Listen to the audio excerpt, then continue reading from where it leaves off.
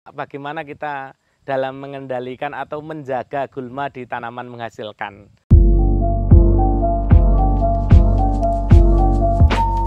Sahabat PPKS dimanapun Anda berada, kali ini lanjutan kultur teknis tanaman yang berkaitan dengan kebun. Nah, kali ini kita agak sedikit berbeda yang sebelumnya karena ini membahas untuk tanaman menghasilkan. Jadi tanaman sering pertanyaan dari sahabat PPKS semua, itu pertanyaannya adalah, Pak, bagaimana kita dalam mengendalikan atau menjaga gulma di tanaman menghasilkan. Nah, sebenarnya perlu kita ketahui, tanaman kelapa sawit itu yang menghasilkan, banyak yang nanya, Pak, harus disemprot total atau bagaimana? Nah, ini harus kita sampaikan bahwasanya di tanaman kelapa sawit tidak perlu blok atau areal itu disemprot total, dengan catatan tidak didominasi adalah gulma keras. Nah, sebagai gambaran ini contohnya. Jadi ini kebun tahun tanam 2010.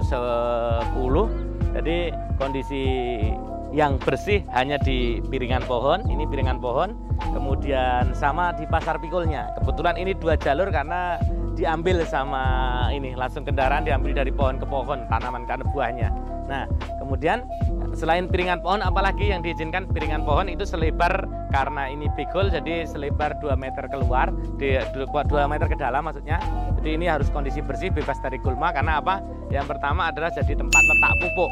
Nah, yang kedua adalah menjadi tempat untuk mengutip berundulan, sehingga adalah berundulan jatuh, kriteria matang panen itu bisa kita ambil. Kemudian pasar pikul ini kita perlukan, kenapa harus bersih?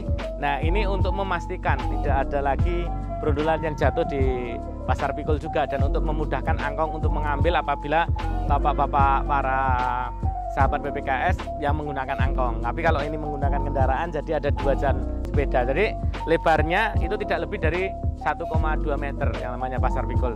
Nah, lainnya itu harus tertutupi sama cover crop. Dalam artian cover crop tidak harus kacangan, tapi ini rumput lunak. Rumput lunak bisa pakai selunak bisa.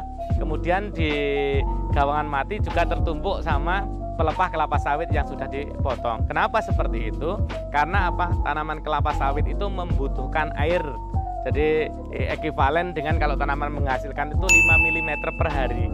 Atau itu sangat fungsinya untuk luar biasa, untuk fotosintesis, dan kondisi tanah harus kondisi lembab supaya air terjaga sepanjang waktu.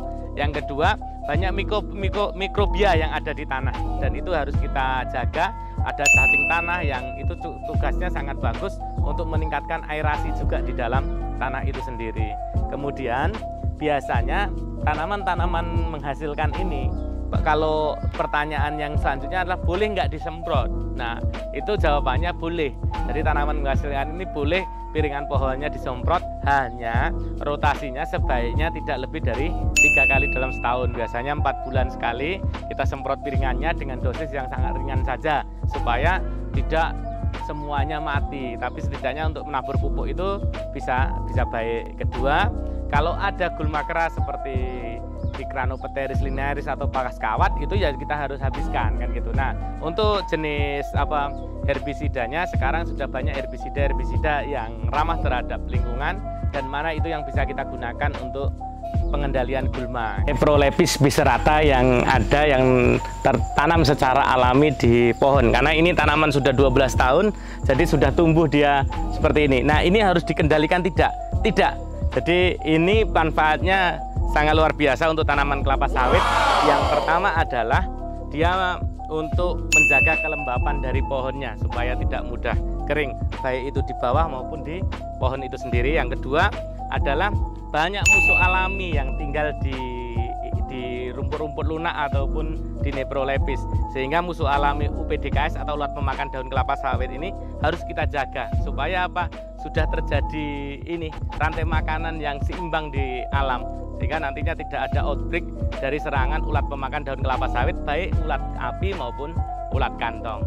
Jadi baik gulma yang ada di luar piringan pohon maupun di gawangan, rumput lunak yang ada di gawangan mati maupun gulma lunak yang berada di pohon kelapa sawit itu harus kita jaga, karena itu sangat bermanfaat baik sisi dari fisiologi tanaman untuk menjaga kelembapan, baik sisi dari serangan ulat api ataupun ulat kantong, karena ini tempat untuk tinggalnya musuh alami, dan dari sisi bagaimana menjaga kultur teknis tanaman secara baik. Bapak Ibu sekalian, para sahabat PPKS, jadi kebun TM itu tidak menghendaki disemprot total, tapi kita kehendaki kita jaga rumput lunaknya untuk memastikan bagaimana kelembapan tanah itu tetap terjaga sehingga air yang dibutuhkan tanaman kelapa sawit untuk fotosintesis terjaga sepanjang waktu.